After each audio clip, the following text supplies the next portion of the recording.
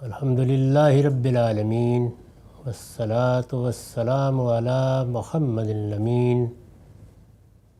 اعوذ باللہ من الشیطان الرجیم، بسم اللہ الرحمن الرحیم۔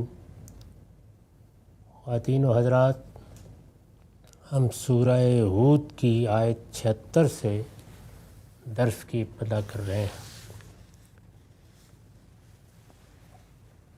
ابراہیم علیہ السلام اور ان کے بھتیجے لوط کی سرگزشت زیر بحث ہے۔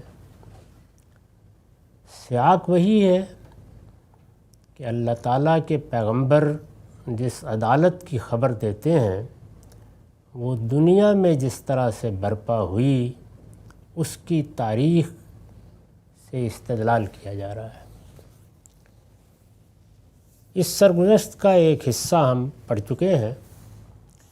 بات یہاں تک پہنچ گئی تھی کہ جب یہ معلوم ہوا کہ یہ فرشتے اس لیے آئے ہیں کہ اب قوم لوط کا پیمانہ عمر لبریز ہو گیا، یہ قوم اب زمین سے مٹا دی جائے گی، تو ابراہیم اللہ تعالیٰ کے ساتھ بحث کرنے لگے۔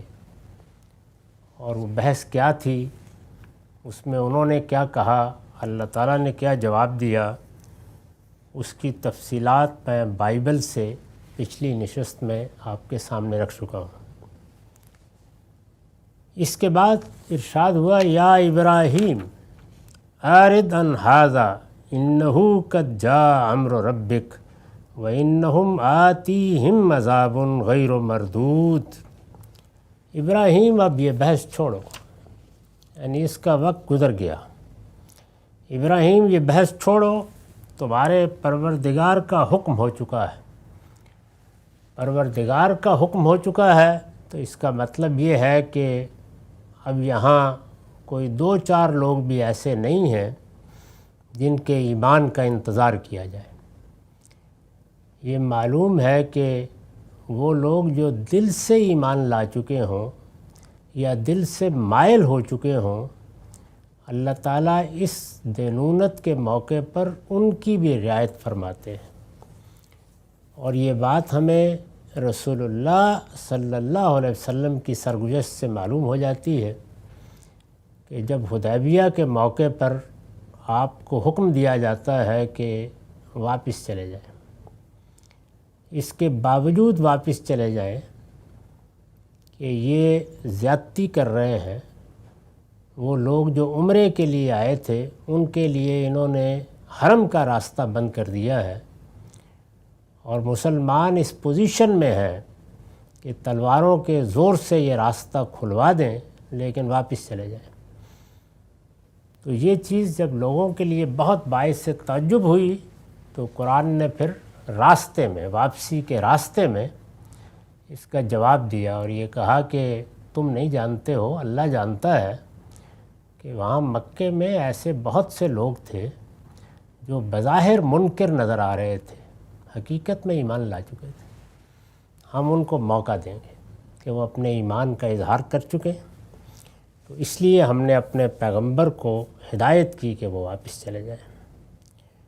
اللہ تعالیٰ جب یہ رعایت فرماتے ہیں، ابراہیم علیہ السلام جیسی شخصیت نے اسی بنیاد پر یہ مجادلہ کیا یا بحث کی، لیکن ارشاد ہوا کہ ابراہیم یہ بحث چھوڑو، تمہارے پروردگار کا حکم ہو چکا ہے اور اب ان لوگوں پر وہ عذاب آنے والا ہے جو لوٹایا نہیں جاتا۔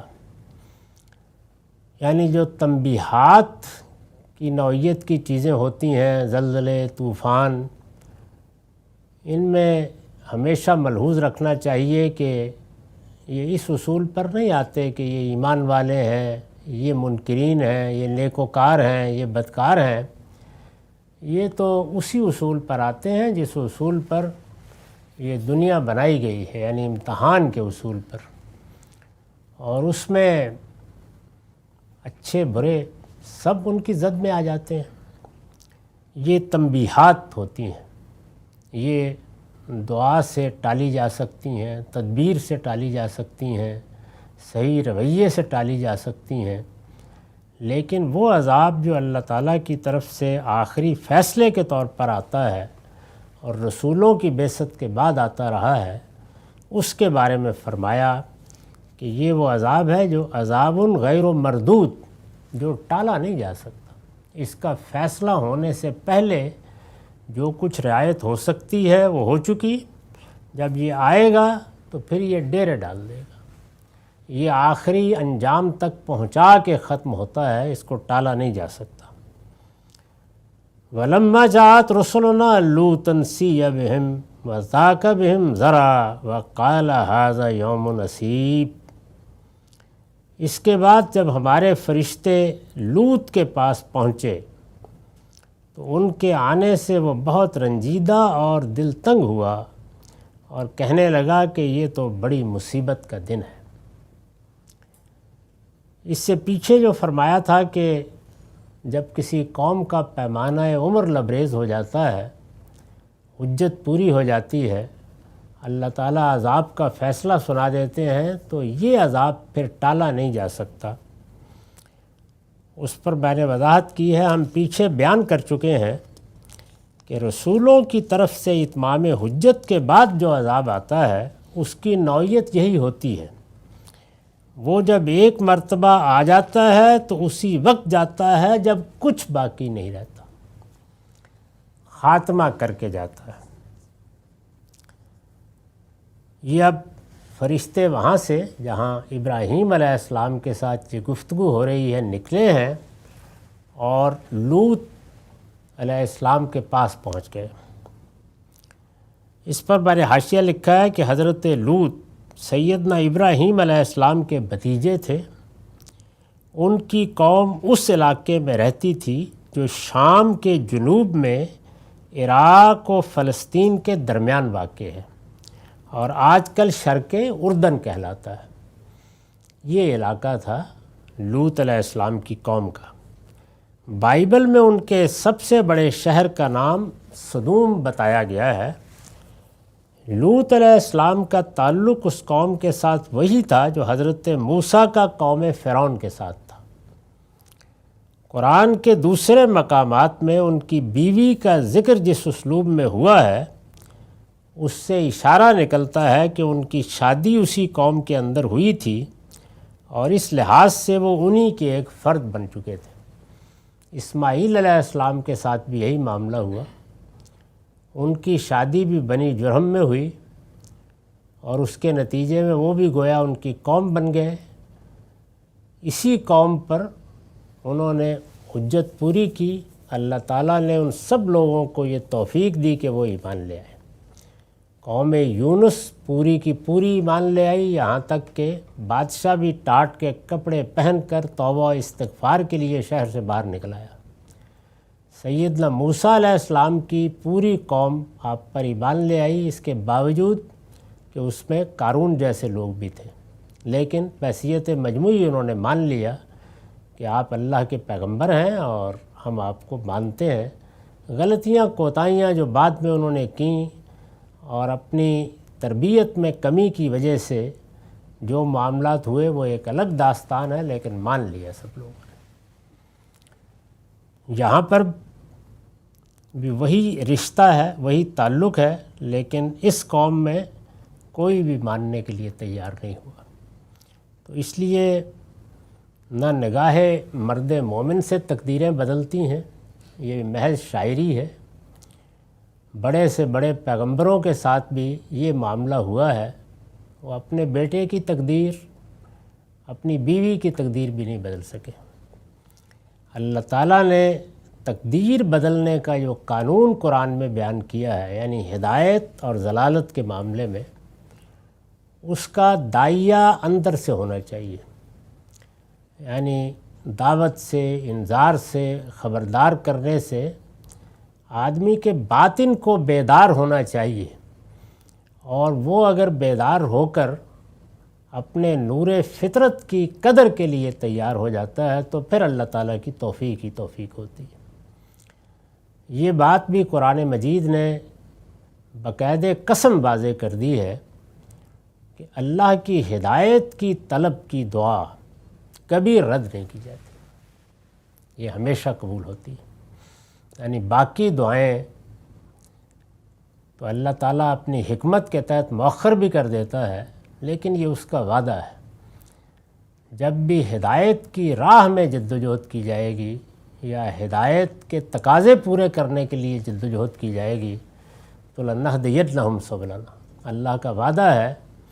اس لیے اپنے تعصبات ایک طرف رکھ کے صحیح بات کے لیے طلب پیدا کر لیں اور کسی چیز کو رکاوٹ نہ بننے دیں، یعنی نہ کسی کی محبت نہ کسی کی نفرت، تو پھر اللہ تعالیٰ ہاتھ پکڑ کر آدمی کو صحیح راہ پر لے جاتا ہے، جنگلوں سے نکال کے لے آتا ہے، دیہات سے نکال کے لے آتا ہے، ایسی جگہوں سے نکال کے لے آتا ہے جہاں کوئی راستہ ہی نہیں ہوتا ہدایت کی آواز کے داخل ہونے کا۔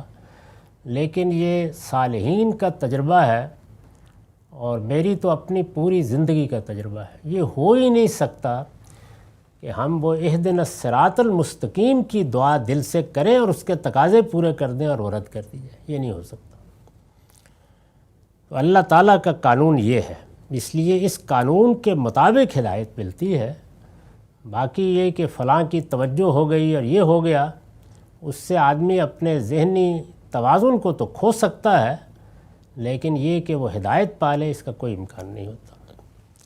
اس کے بعد جب ہمارے فرشتے لوط کے پاس پہنچے تو فرمایا کہ سِیَّ بِہِمْ وَذَاقَ بِہِمْ ذَرْعًا وَقَالَ هَٰذَا یوم نصیب، تو ان کے آنے سے وہ بہت رنجیدہ اور دل تنگ ہوا، اس لیے کہ یہ انہیں معلوم تھا کہ میری قوم کس سطح تک پہنچی ہوئی ہے، یہ کتنی بدکار ہو چکی ہوئی ہے، فطرت کے تقاضوں سے اپنے آپ کو کتنا دور کر چکی ہوئی ہے۔ یہ ذہن میں رکھنا چاہیے کہ 3 چیزیں ایسی ہیں جن کے بارے میں پوری انسانی تاریخ کا تجربہ یہ بتاتا ہے کہ ان میں آدمی چکھ کے واپس نہیں آ سکتا، بہت مشکل ہوتا ہے۔ جوا کھیلنے میں آپ لگ جائیں ایک بار، ممکن نہیں ہے کہ پھر وہ آسانی سے چھوٹ جائے، بہت پھر اس کے لیے ریاض کرنا پڑتا ہے، اور آدمی اندر سے بہت ہی اپنے رب کی طرف رجوع کرنے والا ہو اور وہ توفیق دے اور اس کو چھوڑ دے۔ اسی طرح کا معاملہ نشے کی چیزوں کا ہے، ان میں بھی ایک خاص طرح کا ایڈکشن ہے۔ اب تو خیر اس پر بڑی جدید تحقیقات بھی ہو گئیں کہ ہمارے دماغ کے وہ کون سے حصے ہیں جن سے یہ چیزیں متعلق ہو جاتی ہیں، اور پھر اس کے بعد انسان کو عادی تو پھر بھی کوئی چھوٹی سی چیزیں اسیر بنا لیتی ہیں اپنا، اس سے نکلنا آسان نہیں ہوتا۔ اور تیسرے جنسی انحرافات، تو اس لیے ان کے معاملے میں بڑی احتیاط کرنی چاہیے۔ یہی وجہ ہے کہ اس میں بھی اللہ تعالیٰ نے فرمایا کہ لا تقربوا الزنا، قریب بھی نہ جاؤ، یعنی یہ وہ جگہ نہیں ہے کہ جس کے آدمی قریب میں بھٹکتا رہے، اس میں سخت اندیشہ ہوتا ہے۔ اور جب ایک مرتبہ انسان اپنے آپ کو ان کے حوالے کر دیتا ہے تو پھر اس کی جو ظاہری فطرت ہے وہ اس سے ہم آہنگ ہو جاتی ہے، یعنی اسی میں اس کے لیے لذت، اسی کی طرف رغبت پیدا ہو جاتی ہے۔ بہت سے لوگ آپ کو آج کے زمانے میں، چونکہ لوگ ذرا اس طرح کی چیزوں کو کم چھپاتے ہیں، ہر دور کے اپنے تقاضے ہوتے ہیں، تو وہ آ کے آپ کو بتائیں گے کہ میرے تو رجحانات یہی ہیں، یہ جو قوم لوط کے تھے۔ لیکن میں آپ سے عرض کرتا ہوں کہ 50 سال کی پبلک لائف میں دسیوں لوگوں سے بات کرنے کے بعد آخر میں اعتراف کر لیا انہوں نے کہ ہم ایڈکٹ ہوئے۔ یعنی اس کے پیچھے ایک پوری داستان ہوتی ہے، لیکن انسان اس کو بیان نہیں کرتا۔ اللہ تعالیٰ کا قانون وہی ہے کہ وہ صحیح فطرت پر انسانوں کو پیدا کرتا ہے، لیکن ہم جب اس کو مسخ کر لیتے ہیں تو بعض اوقات اسی جگہ پہنچ جاتے ہیں کہ پھر ایسے لگتا ہے کہ ہم تو پیدا ہی اس پر ہوئے، یعنی اس کے سوا کوئی راستہ نہیں۔ تو فرشتے جب لوط کے پاس پہنچے تو انہیں اندازہ تھا کہ میری قوم تو اس میں اس انتہا تک جا چکی ہے جہاں سے واپس آنا کوئی آسان کام نہیں ہوتا۔ یعنی اندازہ کیجئے کہ ابھی ہماری دنیا، جس کے بارے میں عمومی تاثر یہ ہوتا ہے کہ یہ تو بہت آزاد خیال ہو گئی، اس نے خدا شریعت کو پس پش ڈال دیا، یہاں ایک بستی میں، ایک قوم میں، اور زیادہ سے زیادہ کیا تعداد ہوگی قوم کی، یعنی بہت بڑا شہر بھی ہو اس زمانے کے لحاظ سے تو 1,00,000-1,15,00,000 کی اب آبادی ہوگی۔ قوم یونس کے بارے میں اللہ تعالیٰ کہتے ہیں کہ یہ کوئی 1,00,000 سے زیادہ تھی، تو اتنی آبادی زیادہ سے زیادہ۔ ہمارے ہاں اب یہ محلوں کی آبادی ہے، اس میں خدا کا پیغمبر موجود ہے، دعوت بھی دی گئی ہے، توجہ بھی دلائی گئی ہے، لیکن معاملہ کیا تھا؟ یعنی یہ نہیں ہے کہ یہ کوئی چھپ کے اس طرح کے کام کرتے تھے، چلیے کسی آدمی نے منہ مار لیا، بتاتا نہیں ہے کسی کو، یہ سب کچھ مجلسوں میں ہوتا تھا، یعنی اس کے قصے سنائے جاتے تھے، اس کا اظہار کیا جاتا تھا۔ اور جیسے ہم یونان کی تاریخ میں پڑھتے ہیں کہ اعلیٰ ادب تخلیق ہوتا تھا تو وہ اسی کے گرد گھومتا تھا سب کا سب۔ چنانچہ یونانی تاریخ میں اعلیٰ ادبیات میں دیکھ لیں، اسی طریقے سے مجسمہ سازی کے فن میں دیکھ لیں، کس طرح سے اس چیز کو گلیمرائز کیا گیا ہے۔ یہ آج کی چیز نہیں ہے، یہی کم و بیش معاملہ آپ کو درمیانی دور جو ہمارا گزرا ہے اس کے فارسی ادب میں نظر آئے گا۔ اگر دیکھنا ہو تو کسی وقت سعدی کی گلستان کا باب پنجم در عشق و جوانی پڑھ لیجئے، اور پھر ہماری شاعری میں جس طریقے سے یہ مضامین آئے ہیں، اور دور آخر کے شاعروں نے بھی، غالب، میر، سب نے باندھے ہیں۔ یعنی اس وقت میں قرآن پڑھا رہا ہوں، ورنہ یہ کہ ایسے اشعار ہیں کہ آدمی کسی مہذب مجلس میں نہیں پڑھ سکتا۔ تو یہ صورتحال پیدا ہو جاتی ہے قوموں کے اندر۔ یہ کوئی آج کی چیز نہیں ہے کہ اس کو اس طرح بیان کیا جا رہا ہے۔ ہمارے ہاں چونکہ مذہبی تصورات کا تہذیبی غلبہ ہو گیا تھا، مذہبی تصورات اپنا ایک فکری اور علمی غلبہ تو رکھتے ہیں، وہ استدلال کا غلبہ ہے، لیکن تہذیبی غلبہ ہو گیا تھا، اور دنیا میں کم و بیش 1,000 سال تک، جیسے کہ یوحنا عارف کے مکاشفے میں رسول اللہ کے بعد کی 1,000 سال کی صورتحال کو اس طرح تعبیر کیا گیا ہے کہ ان کے بعد وہ جو صادق اور امین ہوگا اور سفید گھوڑے پر سوار آئے گا، اس کے 1,000 سال بعد تک شیطان قید کر دیا جائے گا۔ تو اس سے مراد کیا ہے؟ یہ کہ گناہ ختم ہو جائے گا؟ نہیں، عالمی سطح پر، تہذیبی سطح پر مذہب کا غلبہ ہو جائے گا، تو اس میں چیزیں دب جاتی ہیں۔ تو یہ صورتحال ہمارے ہاں ہوئی، تو اس وجہ سے لوگوں کو تعجب ہوتا ہے جب وہ موجودہ زمانے میں اپنے بچوں کو یہ باتیں کرتے دیکھتے ہیں۔ صرف اتنا فرق ہوا ہے کہ پہلے یہ باتیں جہاں ہوتی تھیں اور جن مجالس میں ہوتی تھیں اور جن میں بیٹھ کے ہوتی تھیں، اب ذرا لوگ بے باک ہو گئے ہیں، اور جس طرح کہ یہ قوم، یہ ہزاروں سال پہلے کی داستان ہے، اپنی مجلسوں میں ذکر کرتی تھی، اور جن کے ساتھ اس طرح کا کوئی تعلق ہوتا تھا ان کو جس طرح سے ان کے ادب میں، ان کی شاعری میں نمایاں کر کے پیش کیا جاتا تھا، بالکل وہی صورتحال ہے، اس میں کوئی خاص فرق نہیں۔ یہ دراز نفسی اس لیے ہے کہ عام طور پر جو ہمارا اپنا زمانہ ہوتا ہے اس میں ہم شر سے مروب ہو جاتے ہیں۔ سمجھ لینا چاہیے کہ یہ کشمکش وہی ہے کہ ستیزہ کار رہا ہے ازل سے تا امروز، اس میں ہمیشہ کی داستان ایسے ہی ہے۔ اس کو سامنے رکھ کر ذرا آپ دیکھیے یہ قوم کیا ہے۔ تو فرمایا کہ جب فرشتے آئے تو لوط کو معلوم تھا کہ میری قوم اس میں کہاں تک پہنچی ہوئی ہے، وہ تو اپنی مجالس میں بیٹھ کر اس کے روز پروگرام بناتے ہیں، اور یہ لڑکے آ گئے ہیں، فرشتے خوب روح لڑکوں کی صورت میں آئے۔ یہ وہی طریقہ ہے جس کی طرف میں اشارہ کر چکا کہ اللہ تعالیٰ جب کسی قوم کے بارے میں یہ فیصلہ کرتے ہیں تو ایک تو ابراہیم علیہ السلام کے مباحثے سے معلوم ہو گیا کہ کوئی ایک بھی باقی نہیں رہتا، یعنی 2-4 اگر ہوں تو وہ اپنا اظہار کر دیتے ہیں اور ان کو لے کے پیغمبر نکلتا ہے، ان کے لیے نجات کا فیصلہ ہوتا ہے۔ تھوڑے سے زیادہ ہوں تو نوح علیہ السلام کی طرح کشتی بنا لی جاتی ہے۔ تو یہی اللہ تعالیٰ کا قانون ہے۔ تو ایک تو یہ چیز سمجھ لینی چاہیے، اور دوسرے یہ جان لینا چاہیے کہ قوم کس جگہ تک پہنچ چکی ہوتی ہے وہ بھی معلوم ہو جاتا ہے اس سے، یعنی کہاں تک نوبت پہنچ گئی ہے۔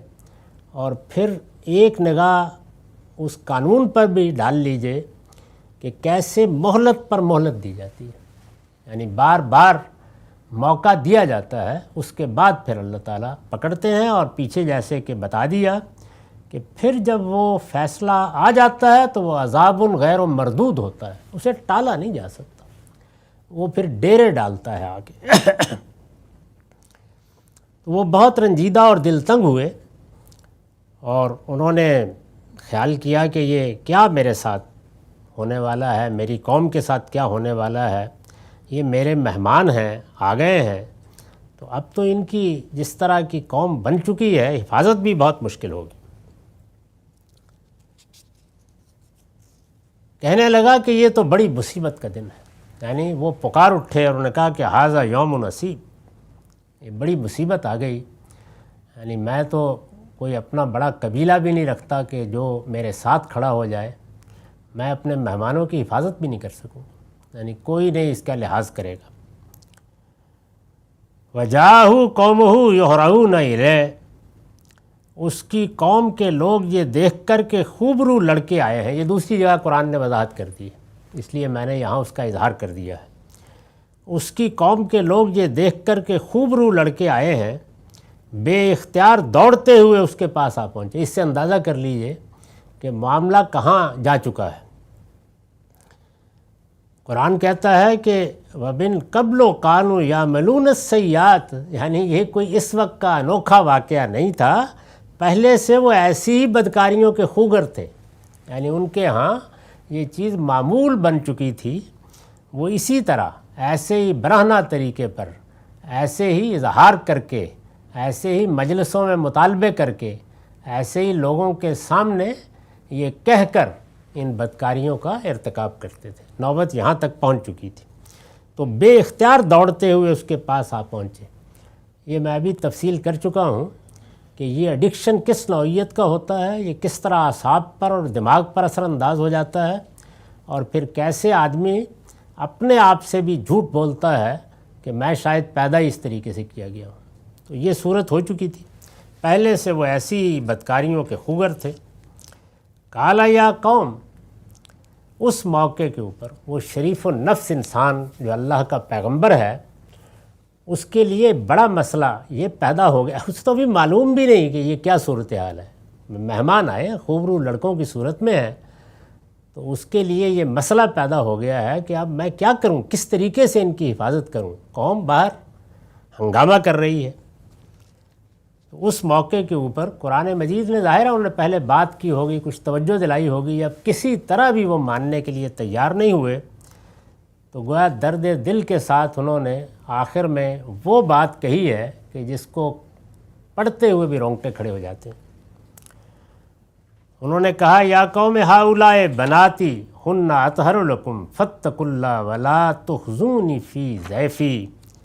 اس نے کہا میری قوم کے لوگوں، یہ میری بیٹیاں ہیں، یہ تمہارے لیے زیادہ پاکیزہ ہیں، اس لیے خدا کا خوف کرو اور میرے مہمانوں کے معاملے میں مجھے رسوا نہ کرو۔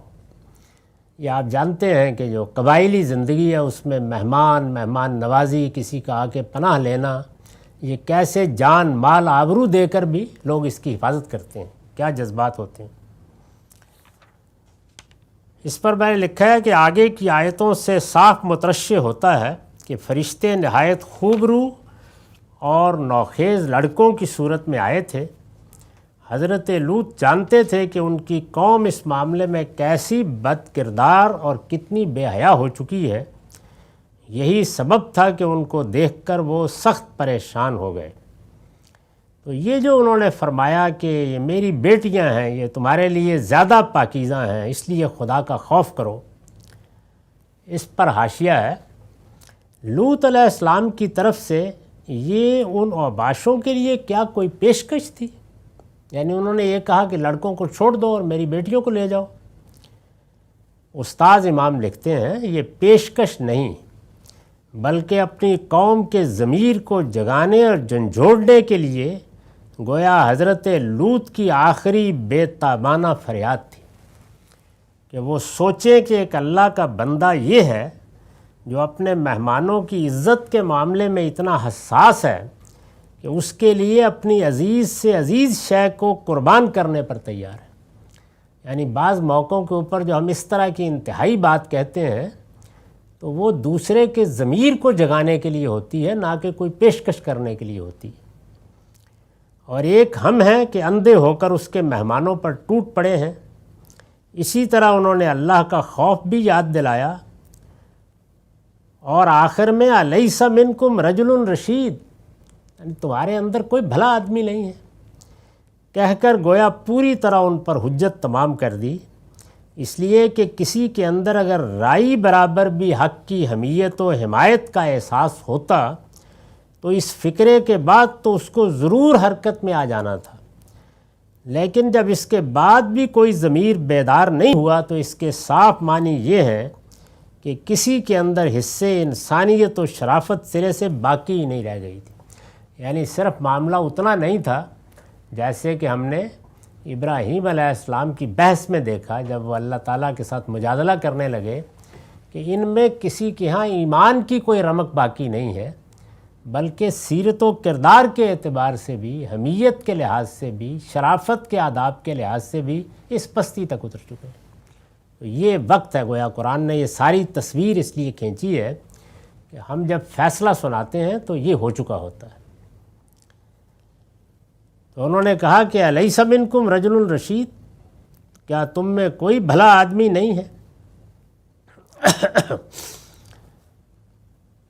قالوا لقد علمت ما لنا فی بناتک من حق وانک لتعلم ما نرید۔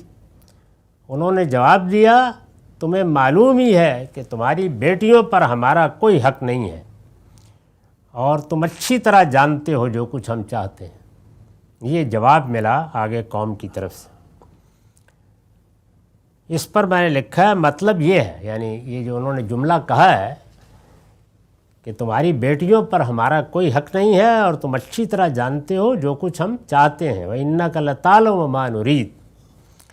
تو کیا مطلب تھا ان کا؟ مطلب یہ ہے کہ بات کو الجھانے کی کوشش نہ کرو، ہم یہاں تمہاری بیٹیوں کو بیاہ کر لے جانے کے لیے نہیں آئے، اور تم جانتے ہو کہ اس کے بغیر ہمارا کوئی حق ان پر قائم نہیں ہوتا۔ یعنی اس معاملے میں روایات کی بہت پاسداری تھی، اس لیے جو کچھ ہم کرنا چاہتے ہیں کرنے دو، اس کی راہ میں رکاوٹ نہ بنو۔ تو یہ انہوں نے جواب دیا۔ قال لو ان لی بکم قوہ او آوی الی رکن شدید۔ لوط نے کہا، اے کاش میرے پاس تم سے مقابلے کی طاقت ہوتی، یا میں کسی مضبوط سہارے کی پناہ لے سکتا۔ بے بسی کے ساتھ انہوں نے یہ بات کہی۔ اس پر میں نے لکھا ہے یہ انتہائی اضطراب، مایوسی اور بے بسی کا جملہ ہے جس نے گویا آخری حجت تمام کر دی۔ چنانچہ فرشتوں نے بھی اس کے بعد حقیقت سے پردہ اٹھا دیا۔ اب تک یہ واضح نہیں تھا ان پر، ان کا خیال تھا مہمان آئے ہیں، مجھے ان کی حفاظت کرنی چاہیے۔ قالوا یا لوط انا رسول ربک۔ فرشتوں نے کہا، اے لوط ہم تمہارے پروردگار کے بھیجے ہوئے ہیں، ہم عام مہمان نہیں ہیں۔ لن یصلوا الیک، مطمئن رہو یہ تمہارے قریب بھی نہیں آ سکیں گے۔ فاسر باہلک بقطع من اللیل ولا یلتفت منکم احد الا امرأتک۔